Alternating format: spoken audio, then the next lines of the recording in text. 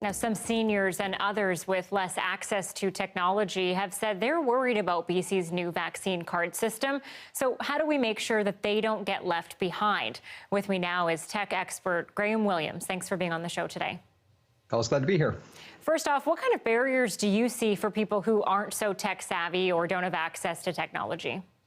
Well, if you're not feeling confident with technology, there are a few options that are available with you, especially as well if you don't have access to it. And the first thing is going to be the 800 number that the BC government has provided for this. So as long as you've had your vaccine, it's been registered into the system, you don't need to worry about that back end. What you do need is your provincial health number. And you need to have your date of birth and your name. And when you call into that number, they'll be able to, one, take all of that data, verify that it's you, get a delivery address, and be able to send you a physical paper card. That's going to really sort of take the technology aspect out of this. That's going to have the same QR code on it that your device would. And so that's one way of dealing with it. If you have a friend or family member that can help you navigate that, you can actually print out the PDF, because that QR code, it's not dependent on the device. The information is actually encoded as far as the database record on that QR code, and which then goes through to the secure database, which is helpful in identifying you. And then, again, none of that data is stored on the paper. None of that data is stored in the system of the person who's scanning you. It's all with the province, and that's one way of getting around that. But really, if words like QR code and PDF are scary to someone, they should just call that number and get it sent to their home. That's the best way to do it.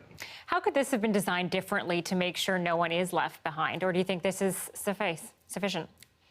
To be honest, like looking at this system, this is a really elegantly designed system. I'm thinking of this and trying to see a way that could have been more conducive to more people getting involved. And I really don't, I'm not seeing a better way to do this right now. I'm actually very impressed with how the province has handled this. Everything from the queue system that they've had for people trying to log in and get in.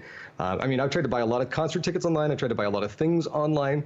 And this is actually the best experience that I've had waiting in line while trying to get something through the internet. So really well done on that front. You know, looking at this right now, the vast majority of us have phones or smartphones or tablets or devices that are capable of, one, accessing this service, and then two, connecting us to this service while we're out and about. So looking at this as a cohesive whole, I think it's fairly well done.